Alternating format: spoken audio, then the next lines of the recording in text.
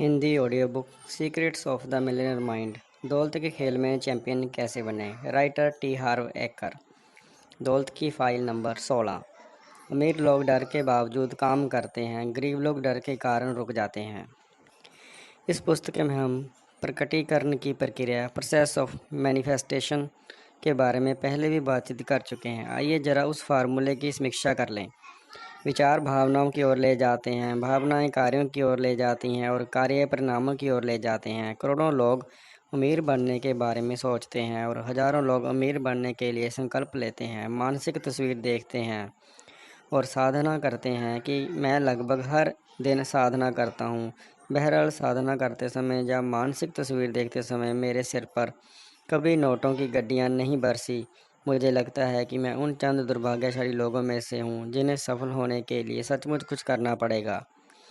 संकल्प, साधना और मानसिक तस्वीर देखना सभी बहुत बढ़िया साधन है, लेकिन यहाँ तक मैं जानता हूँ उनमें से कोई भी अपने आप असल दुनिया में आपको असली पैसा लाकर नहीं देगा। असल दुनिया में सफल होने के लिए आपको असली काम करना होगा। यह काम इतना महत्वपूर्ण क्यों है? आइए हम प्रकटीकरण की प्रक्रिया की ओर लौटते हैं। विचारों और भावनाओं की ओर देखें। वह अंदरूनी जगत का हिस्सा हैं या बाहरी जगत का? अंदरूनी जगत का। अब परिणामों की ओर देखें। वह किस जगत का हिस्सा हैं? बाहरी जगत का। इसका मतलब है कि काम अंदरूनी और बाहरी जगत के बीच का पुल है। दौलत का सिद्धांत। काम अंदरूनी और बाहरी जगत के बीच का पुल है। अगर काम इतना महत्वपूर्ण है तो हमें कौन सी चीज़ उस काम को करने से रोक रही है, जिसके बारे में हम जानते हैं कि हमें वह करना ही चाहिए? डर, शंका और चिंता सबसे बड़ी बाधाओं में से है। न सिर्फ सफलता बल्कि खुशी की राह में भी। अमीरों और गरीबों के बीच एक बड़ा अंतर यह भी है कि अमीर लोग डर के बावजूद काम करने के इच्छुक होते हैं, गरीब लोग डर के कारण रुक जाते हैं। सूजन जेफर्स ने इसके बारे में एक बहुत अच्छी पुस्तक लिखी है जिसका शीर्षक है feel the fear and do it anyway. ज़्यादातर लोग सबसे बड़ी गलती यह करते हैं कि वह काम करने से पहले डर की इस भावना के कम होने या ख़त्म होने का इंतज़ार करते हैं। आमतौर पर ये लोग हमेशा इंतज़ार ही करते रहते हैं। हमारा एक बहुत लोकप्रिय course enlightened warrior training camp है। इस प्रशिक्षण में हम सिखाते हैं कि सच्चा योद्धा डर के नाम को पालतू बना सकता है। यह नाग को मारने के बारे में नहीं कहता है, यह नाग से छुटकारा पाने के बारे में भी नहीं कहता है, और यह निश्चित रूप से नाग से दूर भागने को भी नहीं कहता है। यह कहता है नाग को पालतू बना लो। दौलत का सिद्धांत। सच्चा योद्धा डर के नाग को पालतू बना सकता है। इस बात का एहसास बहुत महत्वपूर्ण है कि सफल होने के लिए डर से मुक्ति पाना जरूरी नहीं है। अमीर लोग सफल लोगों के मन में भी डर होता है। अमीर और सफल लोगों के मन में भी शंकाएं होती हैं। अमीर और सफल लोगों के मन में भी चिंताएं होती हैं। वह तो बस इन भावनाओं के कारण कभी रुकते नहीं हैं। दूसरी तरफ गरीब लोगों के मन में जब डर, शंकाएं और चिंताएं होती हैं तो वह इन भावनाओं के कारण रुक जाते हैं। दौलत का सिद्धांत। सफल होने के लिए डर से मुक्ति पाना जरूरी नहीं है। क्योंकि हम आदत के गुलाम हैं, इसलिए हमें डर, शंका, चिंता, अनिश्चितता, असुविधा, मुश्किलों के बावजूद काम करने की आदत डालनी होगी, तब भी जब हम काम करने के मूड में ना हों। मुझे याद है मैं सिएटल में एक मध्यकालीन सेमिनार में सिखा रहा था और सेशन के अंत में लोगों को वैंकूवर में होने वाले 3 दिवसीय मिलियनेयर माइंड इंटेंसिव सेमिनार के बारे में बता रहा था। एक आदमी खड़ा होकर कहने लगा, मेरे परिवार के 1 दर्जन सदस्य और दोस्त इस कोर्स में भाग ले चुके हैं और उन्हें बहुत ज़बरदस्त परिणाम मिले हैं। उनमें से हर एक पहले से 10 गुना ज़्यादा खुश है और वह सभी वित्तीय सफलता की राह पर हैं। उन सभी का कहना है कि आपका सेमिनार ज़िंदगी बदल देता है। अगर आप सिएटल में कोर्स आयोजित करें तो मैं उसमें ज़रूर आऊँगा। मैंने उसकी प्रशंसा के लिए उसे धन्यवाद दिया और फिर पूछा कि क्या वह एक अच्छी सलाह सुनना चाहता है। वह खुशी खुशी सहमत हो गया। मैंने कहा, मेरे पास आपके लिए सिर्फ 4 शब्द हैं। उसने बेकरारी से पूछा, वह क्या है? मैंने संक्षेप में जवाब दिया, आप बिल्कुल कड़के हैं। फिर मैंने उससे पूछा कि उसकी आर्थिक स्थिति कैसी है। उसने खिसियाकर जवाब दिया, ज़्यादा अच्छी नहीं है। जाहिर है, मैंने जवाब दिया, छिपाने की कोई ज़रूरत नहीं है। फिर मैं पूरे कमरे के सामने चलाने लगा। अगर आप 3 घंटे की कार यात्रा या 3 घंटे की हवाई यात्रा या 3 दिन दूसरे शहर में रहने के कारण कोई ऐसा काम नहीं करते हैं जिसकी आपको ज़रूरत है और जिसे आप करना चाहते हैं, तो फिर आपको सफल होने से कौन सी चीज़ रोक सकती है? आसान जवाब है, कोई भी चीज़। कोई भी चीज़ आपको रोक देगी। चुनौती के आकार के कारण नहीं, बल्कि आपके आकार के कारण। यह सामान्य सी बात है। मैंने कहा, या तो आप ऐसे व्यक्ति हैं जो रुक जाएंगे या फिर ऐसे व्यक्ति हैं जो नहीं रुकेंगे। चुनाव आपका है। अगर आप दौलत या अन्य किसी भी प्रकार की सफलता पाना चाहते हैं तो आपको योद्धा बनना होगा। आपको वह सब करने का इच्छुक होना होगा जो ज़रूरी है। आपको किसी भी चीज़ से ना रुकने के लिए खुद को ट्रेन करना होगा। अमीर बनना हमेशा आरामदेह नहीं होता है। अमीर बनना हमेशा आसान नहीं होता है। दरअसल अमीर बनना बहुत मुश्किल हो सकता है, लेकिन उससे क्या? हमारा एक प्रमुख इनलाइटेड वॉरियर सिद्धांत है, अगर आप सिर्फ आसान काम करने के इच्छुक हैं तो ज़िंदगी मुश्किल होगी, लेकिन अगर आप मुश्किल काम करने के इच्छुक हैं तो ज़िंदगी आसान होगी। अमीर लोग इस आधार पर काम नहीं करते कि क्या आसान और सुविधाजनक है। यह जीवन शैली तो गरीब और अधिकांश मध्यवर्गीय लोगों तक ही सीमित है। दौलत का सिद्धांत, अगर आप सिर्फ आसान काम करने के इच्छुक हैं तो ज़िंदगी मुश्किल होगी, लेकिन अगर आप मुश्किल काम करने के इच्छुक हैं तो ज़िंदगी आसान होगी। मेरा गुस्से भरा लेक्चर ख़त्म हो गया। दर्शक खामोश थे। बाद में जिस आदमी ने यह पूरी चर्चा शुरू की थी उसने आकर मुझे धन्यवाद दिया कि मैंने उसकी आंखें खोल दी थी। जाहिर है उसने कोर्स में अपना नाम लिखा दिया। हालांकि यह वैंकूवर में हो रहा था, लेकिन मुझे मज़ा तब आया जब मैंने जाते समय उसे फ़ोन पर बातें करते सुना। फ़ोन पर पूरे जोशो खरोश के साथ वह मेरा ही लेक्चर अपने दोस्त को पिला रहा था। मुझे लगता है कि उसके लेक्चर का असर हुआ होगा, क्योंकि अगले दिन उसने अपने 3 और दोस्तों के नाम लिखा दिए। वह सभी ईस्ट कोस्ट के थे और वह सभी वैंकूवर आ रहे थे। अब जब हमने आरामदेह स्थिति को देख लिया है तो मुश्किल के बारे में क्या कहना है? मुश्किल के बावजूद काम करना इतना महत्वपूर्ण क्यों है? क्योंकि आरामदेह स्थिति वही है जिसमें आप इस समय हैं। अगर आप जीवन में किसी नए स्तर पर पहुंचना चाहते हैं तो आपको अपने आरामदेह क्षेत्र से बाहर निकलना होगा और वह काम करने की आदत डालनी होगी जो सुविधाजनक नहीं है। मान लें आप वर्तमान में स्तर 5 का जीवन जी रहे हैं और स्तर 10 के जीवन की ओर बढ़ना चाहते हैं। स्तर 5 और इसके नीचे के स्तर आपके आरामदेह क्षेत्र में हैं, लेकिन स्तर 6 और उससे ऊपर के क्षेत्र उसके बाहर हैं, यानी वह आपके मुश्किल क्षेत्र में है। इसका मतलब यह है कि स्तर 5 के जीवन से स्तर 10 के जीवन तक पहुंचने के लिए आपको पूरे रास्ते मुश्किल क्षेत्र में यात्रा करनी होगी। गरीब लोग और मध्य वर्ग के ज़्यादातर लोग मुश्किल यात्रा नहीं करना चाहते हैं। याद रखें, आरामदेह रहना जीवन में उनकी सबसे बड़ी प्राथमिकता होती है। लेकिन मैं आपको एक रहस्य बता दूं, जो सिर्फ अमीर और बेहद सफल लोग ही जानते हैं। आरामदेह बनने को कुछ ज़्यादा ही महत्व दिया जाता है। हो सकता है आरामदेह बनने से आप गर्मजोश, आत्मसंतुष्ट और सुरक्षित महसूस करें, लेकिन इससे आपको विकास करने का मौका नहीं मिलता। व्यक्ति के रूप में विकास करने के लिए आपको अपने आरामदेह दायरे से निकलना होगा। दरअसल आरामदेह दायरे के बाहर रहकर ही आप अपना विकास कर सकते हैं। दौलत का सिद्धांत, आप दरअसल आरामदेह दायरे के बाहर रहकर ही अपना विकास कर सकते हैं।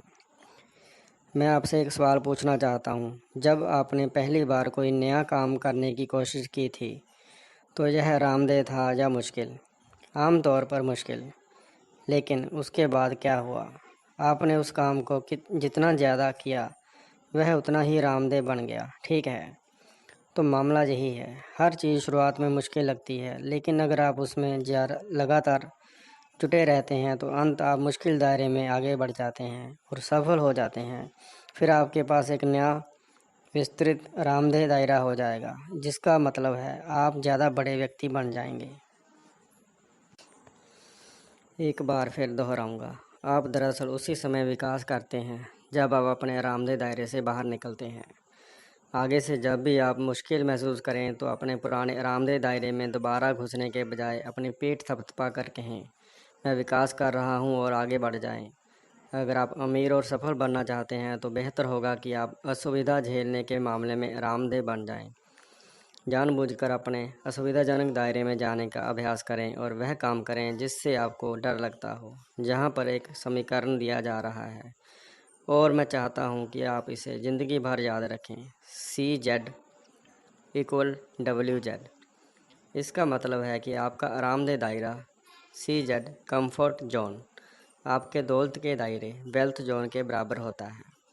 अपने आरामदेह दायरे का विस्तार करके आप अपनी आमदनी और दौलत के दायरे को बढ़ा लेंगे। वर्तमान में आप जितना ज़्यादा आराम चाहेंगे उतने ही कम जोखिम मिलेंगे, उतने ही कम अवसरों का लाभ उठा पाएंगे, उतने ही कम लोगों से मिलेंगे, नई रणनीतियों को उतना ही कम आजमाएंगे। क्या आप मेरा मतलब समझ गए? आराम आपके लिए जितना ज़्यादा महत्वपूर्ण होगा, आप डर के कारण उतने ही सिकुड़ते जाएंगे। इसके विपरीत जब आप खुद का विस्तार करने के इच्छुक होते हैं तो आप अपने अवसर के दायरे का भी विस्तार कर लेते हैं।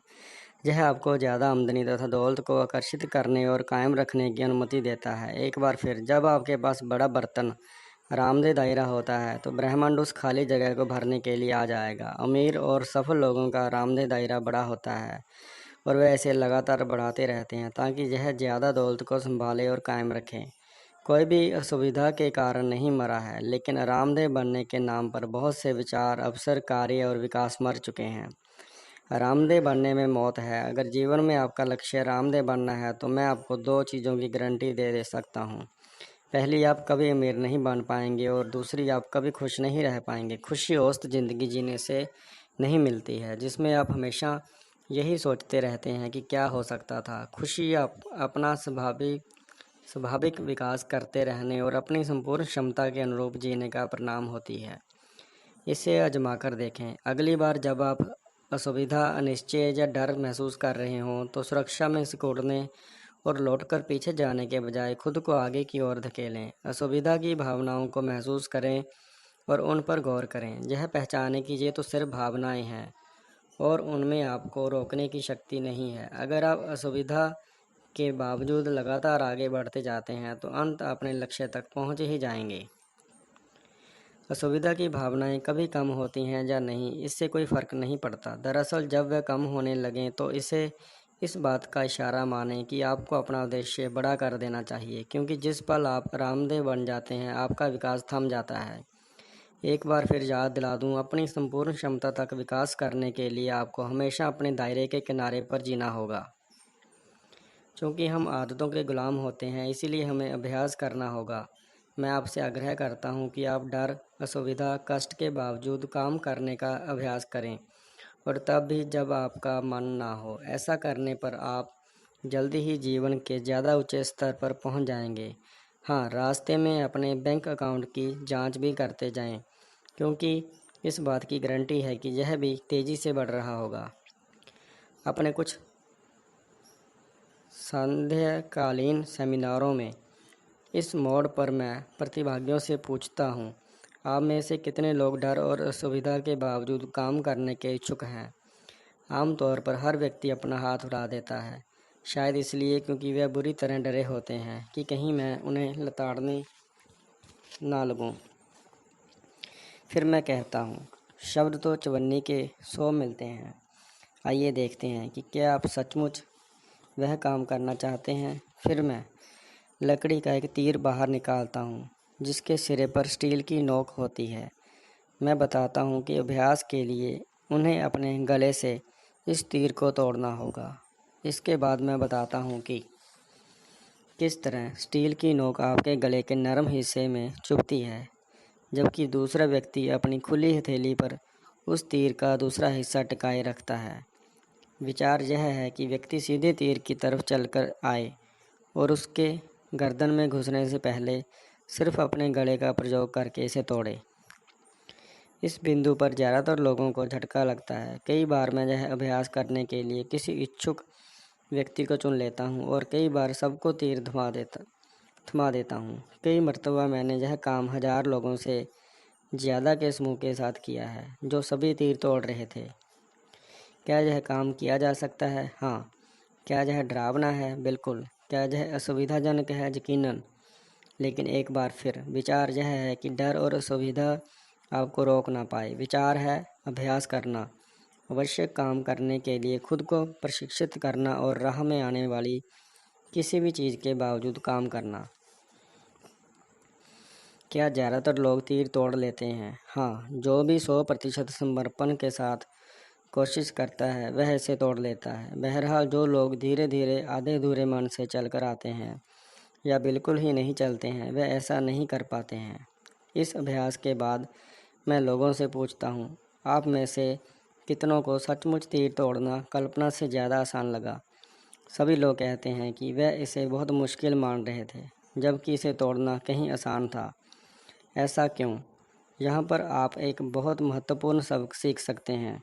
आपका मस्तिष्क इतिहास का सबसे बड़ा पटकथा लेखक है। यह अविश्वसनीय कहानियाँ गढ़ लेता है। यह बहुत से नाटकों और तबाहियों की कल्पना कर लेता है जो ना कभी हुई हैं और शायद कभी होंगी भी नहीं। मार्क ट्वेन ने इसे बहुत लाजवाब ढंग से कहा था, मेरे जीवन में हजारों समस्याएं रही हैं जिनमें से ज़्यादातर तो कभी दरअसल आई ही नहीं।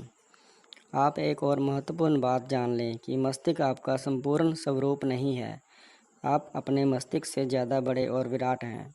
आपका मस्तिष्क भी आपके हाथ की तरह ही आपका एक हिस्सा है। यहाँ पर एक विचारोत्तेजक सवाल है, अगर आपके पास आपके दिमाग जैसा हाथ होता तो क्या होता?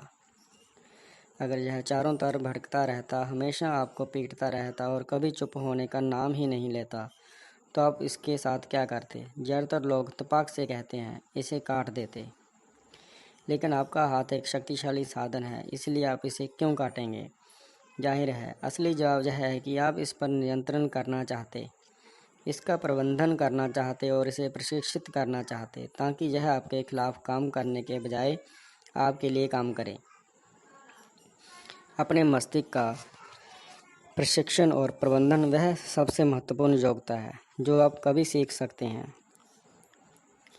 खुशी और सफलता दोनों के संदर्भ में हम इस पुस्तक में ठीक यही कर रहे हैं और हमारे सेमिनारों में भी करेंगे, अगर आप उसमें शामिल होने का चुनाव करें। दौलत का सिद्धांत। अपने मस्तिष्क का प्रशिक्षण और प्रबंधन वह सबसे महत्वपूर्ण योग्यता है जो आप कभी सीख सकते हैं, खुशी और सफलता दोनों के संदर्भ में। अपने दिमाग को कैसे प्रशिक्षित करें? अवलोकन से शुरू करें। ध्यान दें कि आपका दिमाग किस तरह लगातार ऐसे विचार उत्पन्न करता है जो आपकी दौलत और सुख में मददगार नहीं होते हैं। आप जब उन विचारों को पहचान लें तो सचेतन रूप से उस नकारात्मक और कमज़ोर करने वाले विचारों की जगह शक्तिदायक विचार रख सकते हैं। आप सोचने के ये शक्तिदायक तरीके कहाँ खोज सकते हैं? यहीं पर, इसी पुस्तक में।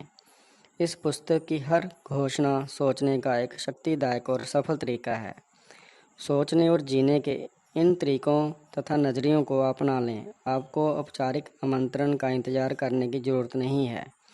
इसी समय फैसला कर लें कि आपकी ज़िंदगी बेहतर बन जाएगी अगर आप अतीत की आत्मपराजी मानसिक आदतों के बजाय इस पुस्तक में बताए तरीकों से सोचने का चुनाव कर लेते हैं। इस समय फैसला कर लें कि आज के बाद आपके विचार आपको नहीं चलाएंगे, आप अपने विचारों को चलाएंगे।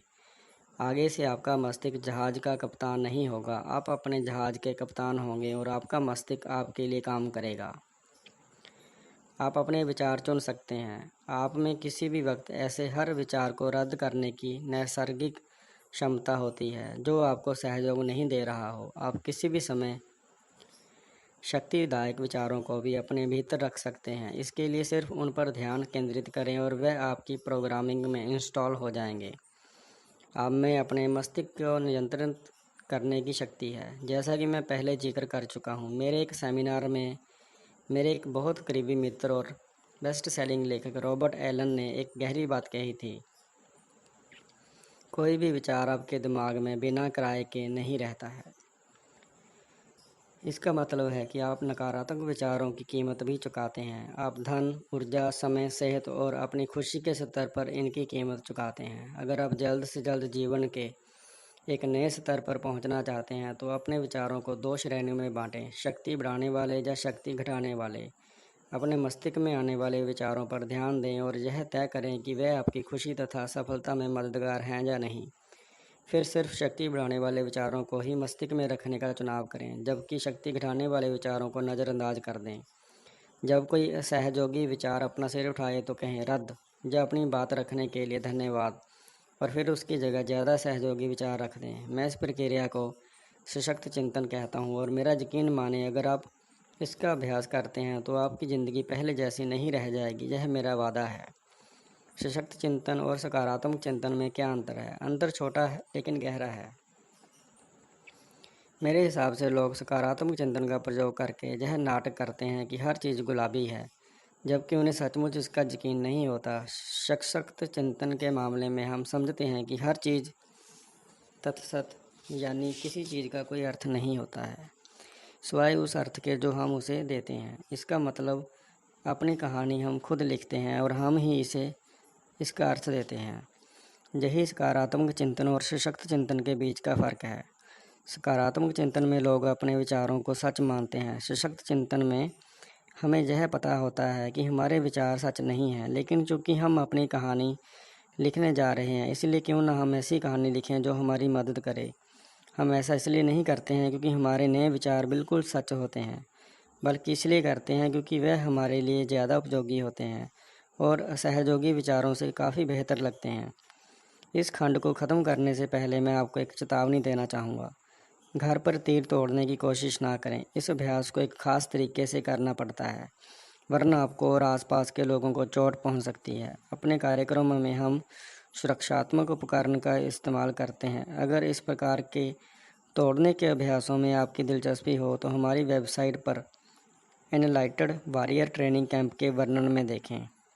यह कोर्स आपको वह सब देगा जिसे आप संभाल सकते हैं और उससे भी कहीं ज़्यादा। घोषणा।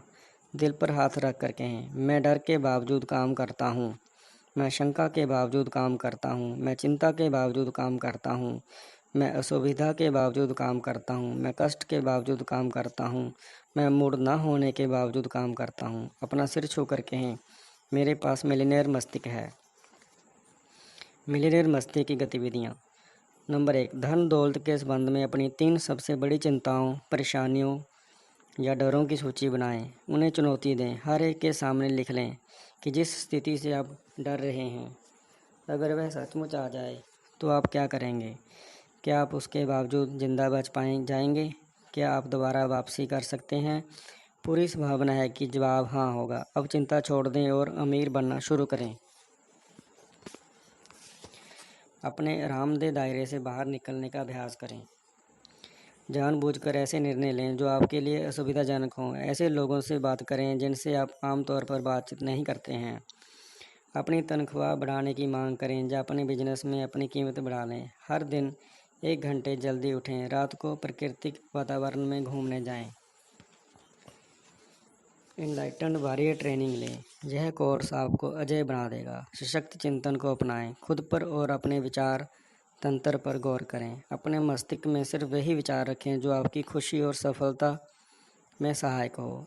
आपके दिमाग की धीमी आवाज़ जब इस तरह की बात कहे, मैं नहीं कर सकता या मैं नहीं करना चाहता या मेरा मन नहीं है, तो उसे चुनौती दें। इस डर पर आधारित, आराम पर आधारित आवाज़ को खुद पर हावी ना होने दें। खुद से वादा करें कि जब भी यह आवाज़ आपको कोई सफलता दिलाने वाला काम करने से रोकती है तो आप उस काम को ज़रूर करेंगे, सिर्फ अपने दिमाग को यह दिखाने के लिए कि बस वह नहीं, आप हैं। इससे न सिर्फ आपका आत्मविश्वास नाटकीय रूप से बढ़ जाएगा, बल्कि अंत यह आवाज़ जान जाएगी कि उसका आप पर बहुत कम प्रभाव है और धीरे धीरे वह शांत हो जाएगी। चैनल को सब्सक्राइब करने के लिए धन्यवाद। आपका दिन शुभ रहे।